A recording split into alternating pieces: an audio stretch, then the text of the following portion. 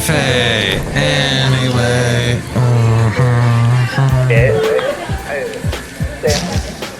Mike's Daily Podcast. Hello there, it's Mike Matthews. Welcome to episode 2669. Welcome to Mike's Daily Podcast. My name would happen to be Mike's Daily Podcast. Mike. It was almost going to be a cool podcast, but something happened at the last minute. I was supposed to have on a special guest, but that got blown up because something pertaining to work came up, and I basically had to cancel the interview and take care of stuff. Mike's Daily Podcast. Forgetful people. I had to cover for forgetful people yet again. Yes. So Mike's that was Daily what happened Podcast. with that part. Yeah. But that's okay because we're going to cover for the fact that we didn't have that on the podcast. We're going to have some other thing. Did you have any Smash Mouth albums? I did not. I don't think I have any. Oh, wait a minute. Didn't they have something called Astro Lounge? That was the big one, I think. I might have that one somewhere. But the lead singer died. That's crazy to me. He was only 56, and we lost Jimmy Buffett, who was only 76. His was skin cancer related. I'm not sure exactly what happened with the lead singer of Smash Mouth, but yeah, well, not to start off on such a low note, such a sad note, but Smash Mouth is a local band. They are from San Jose, formed in 1994. Dang, and then things really took off. They were by the late 90s. Within a few years, they were huge. They were Walking on the Sun. That was the big song for them. Steve Harwell, the lead singer, he had a rare liver condition. Apparently, that's what caused the liver failure to happen. And he also, just like with Jimmy Buffett, was surrounded by family and friends. And here's today's podcast picture. Which I guess if you gotta go, that would be the way to do it, is when you're surrounded by family and friends. So, yeah, they started in 94. Within a few years, they had the huge hit Walking on the Sun. And then the ginormous hit All-Star was in 1999. Remember that song getting played all the time? Yeah. And then I think they had the hit song from Shrek. They did the cover of I'm a Believer. Another song by Neil Diamond that I'm sure Neil was very happy about, that got popular by somebody else. The late great Basil the Boxer. He was a big fan of Neil Diamond. And Neil Diamond, as of this recording, is still with us, amazingly. And he had, he had written Red Red Wine, and then that was covered by the band UB40 that had a huge hit with it.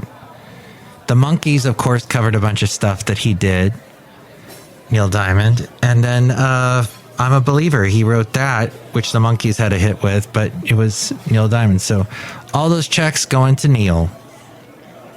Harwell dealt with multiple health conditions in the years prior to his death, including addiction. He'd been diagnosed with cardiomyopathy several years ago, according to previous interviews with People.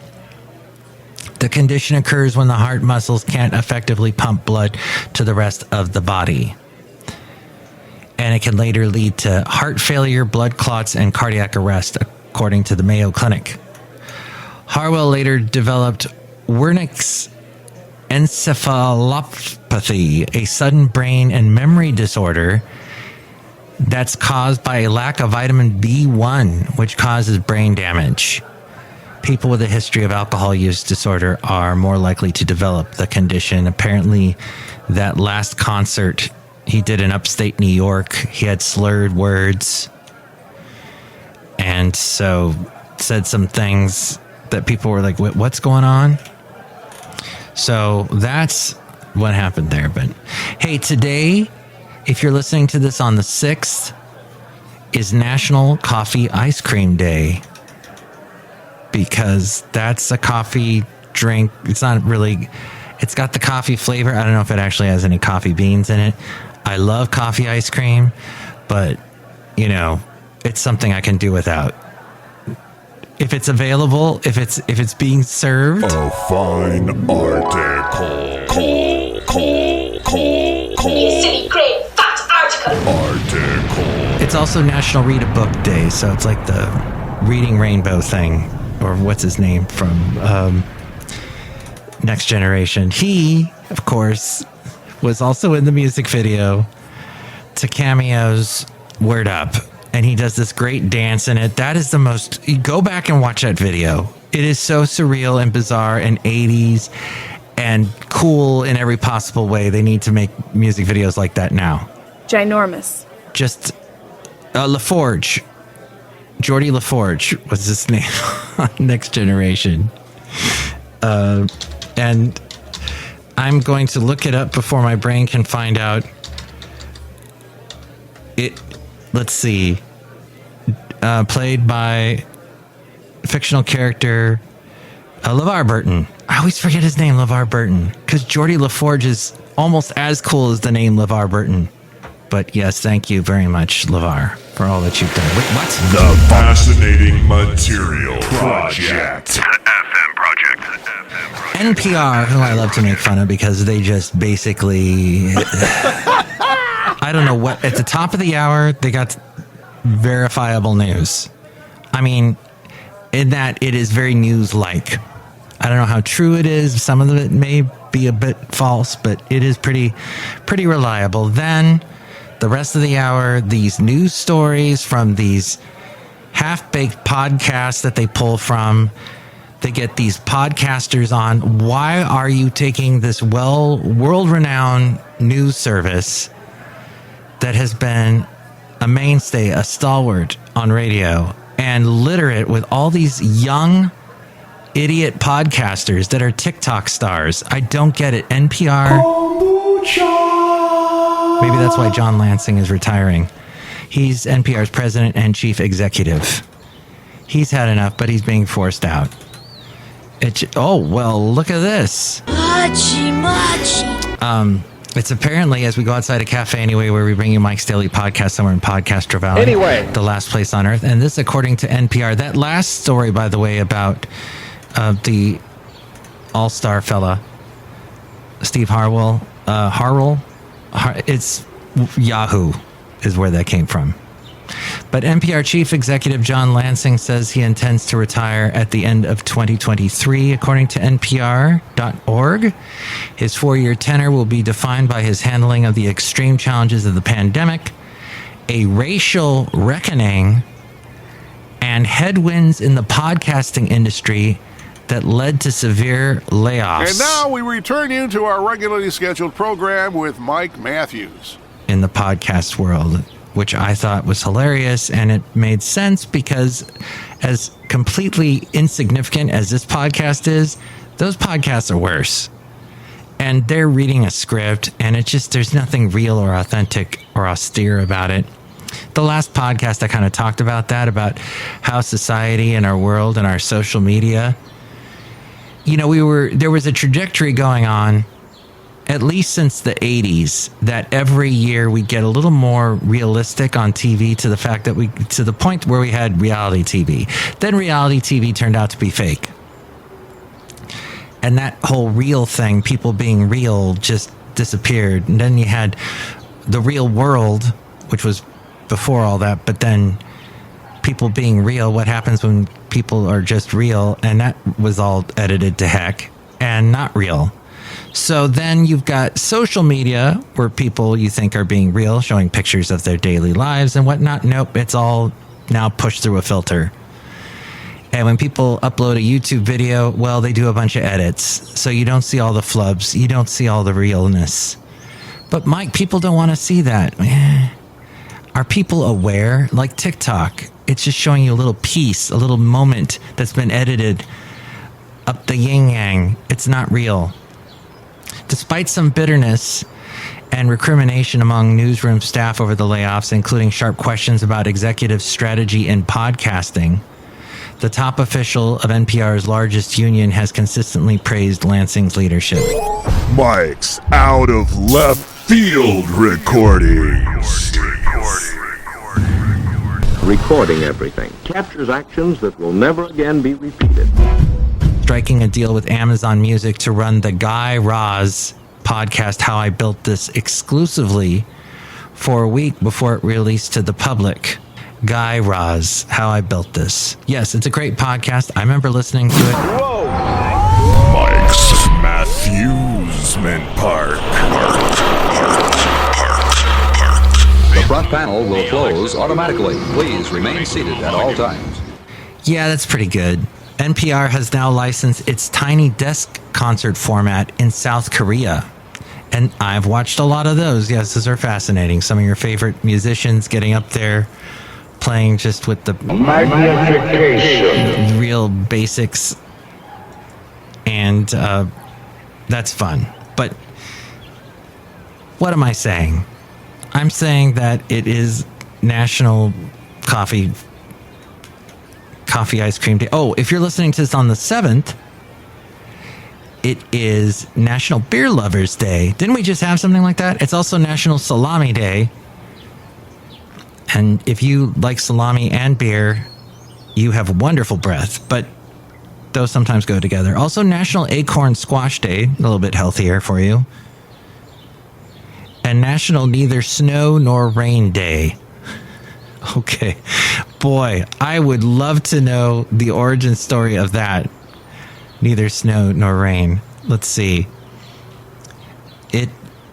It's to recognize the dedication of postal workers, to recognize the dedication and perseverance of postal workers who brave all kinds of weather to deliver mail to people's homes and businesses. The day honors their commitment to public service and their important role in keeping the country connected. Aw, that's one for you, all you people that work for the Postal Service. Okay. Cafe anyway, Mike Matthews here. I got some other interesting bits of news I'd like to bring along to you. But yes, I do enjoy more real media. And when I listen to NPR, I hear so much Phil. I hear so much what is this doing on here? Magnification. Perhaps you are just into streaming Netflix and Disney and Amazon Prime all day. They have been on a price-raising rampage. We'll be paying even more to watch shows and movies online soon.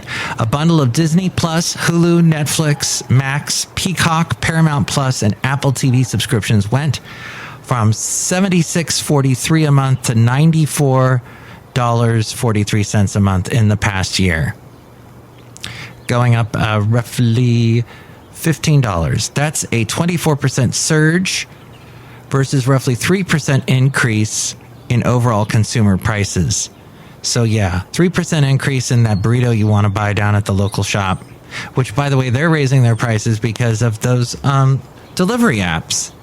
The delivery app people are raising their prices. So restaurants are raising prices for what? I thought people were going to pick up their food these days. People were getting less lazy, wanting to get out of the house, actually go out and eat. You will travel into the incredible universe. That seems to me just a bunch of malarkey. Another reason restaurants are using to try and raise prices. So a 24% surge, though. 3% in your normal life, 24% when it comes to streaming. Disney's latest earnings call had a company leader expressing delight that their recent price increases haven't turned off viewers. Netflix, Hulu, and Peacock have significant untapped pricing power. Max and Paramount Plus do not have pricing power. Disney Plus is somewhere in the middle. In other words, you're probably going to pay more for Netflix, Hulu, and Peacock before too long. And if subscribers do begin to balk at price hikes, there's always based video on demand. Oh, yeah, the AVOD or AD based video on demand. This is from Rob Black. He does a show about money and businesses and business trends. I produce the podcast. It's called The Rob Black Show. And he pulls some fascinating information like that. And yes, the mall has not died. its death has been greatly exaggerated. From 2021 to 2022, retail sales at malls increased 11% to over 800 billion.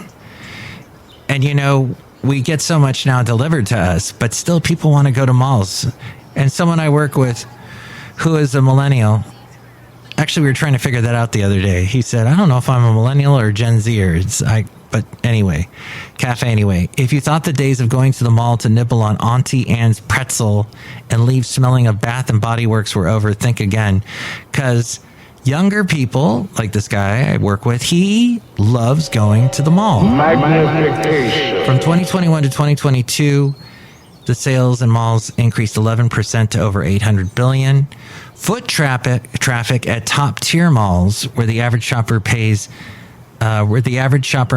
$200,000 plus per year, increased 12% in 2022 compared to 2019. And that it once looked like the rise of e-commerce would kill them all, but brands and retailers have invested in omni-channel marketing, which promotes both online shopping and physical stores to drive growth. Plus, Gen Zers might have missed the halcyon mall days of Aeropostale and Hollister. Oh, I used to love going into Hollister because you'd walk about halfway through the store. There was a wall of TVs that were showing you the live footage of a video camera on the Huntington Beach Pier. And no matter where you were in the country, like I remember one time being in Washington, D.C. going into one time in Alabama going into one, and there you are surrounded by TVs watching in real time the Huntington Beach and the waves crashing in California. And I used to get all misty-eyed, like, I want to go back to California. And I'm back, and I'm here, and I've been here a while. But they are mall-loyal Gen Zers, roughly the same age. The same share of Gen Z respondents shopped at brick-and-mortar stores as online. So 97% shop at brick-and-mortar stores, 95% shop online. Retailers expect to add 1,000 more stores during this year and towards the end. Airlines get lost luggage rates down to pre-pandemic levels. They've started to drop, and Starbucks has added a third pumpkin drink to the fall menu. I was balking at Starbucks and their wonderful pumpkin spice latte. And as I was doing the last podcast, I got a call from someone that said they were bringing one over to me. And I was saying, wow, podcasting's cool. But I'm only going to have one this year, I think. We'll see. I had a cold drink, by the way. I had the cold brew. And apparently cold drinks are on the rise. More people are ordering cold drinks at Starbucks in America. So Starbucks adds their third pumpkin drink to the fall menu as they celebrate 20 years of the pumpkin spice latte. Woo! The iced pumpkin cream chai latte is the new one. And the Hollywood writers' strike threatens to disrupt the 23-24 television season. It's already being disrupted. They're not resolving the strike, and the writers are trying to find other jobs now. I heard today somebody, he's going into making snow globes and making money off of selling snow globes. So, gosh, it's tough. And it's tough because these people that got into show business, they love it. They love to perform. They love to write. And now they're really starving artists again. They thought they made it to the big time, but nope. So far, the strike has cost the economy a whopping $2.5 billion. Restaurants, catering companies, trucking agencies, dry cleaning businesses, they're all being hit by the strike. And since June, U.S. COVID hospitalizations have surged by 2/3 as a new variant called Eris has risen to dominance. That's not to be confused with Taylor Swift's Eras tour. This is Eris with an I. Updated boosters still weeks away are expected to be effective against Eris. And as we are outside of Cafe Anyway, somewhere in Podcastro Valley, the last podcast, by the way, was called Pumpkin in honor of pumpkin lattes, but go to someone else other than Starbucks to get yours. I'm sure the wonderful mom and pop coffee place that you can access, maybe it's down the street, maybe it's a drive to get to, but I'm sure they can do a good job making it too. Or not. Let me know if they do or not.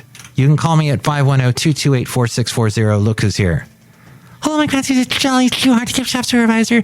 No one else makes snow globes like me, Mike Matthews. Yes, there's some fantastic snow globes.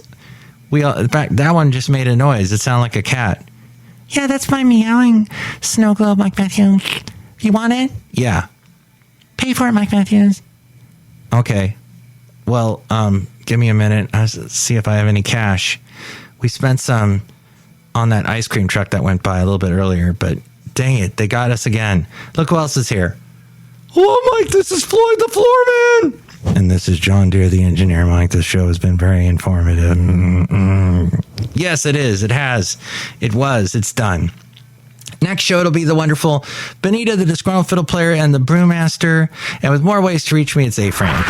Mike's Daily Podcast is written and produced and performed by Mike Matthews. His podcast is super easy to find. Download or listen to his show and read his blog at MikesDailyPodcast.com. Email Mike now at MikesDailyPodcast@gmail.com. See you tomorrow. Bye!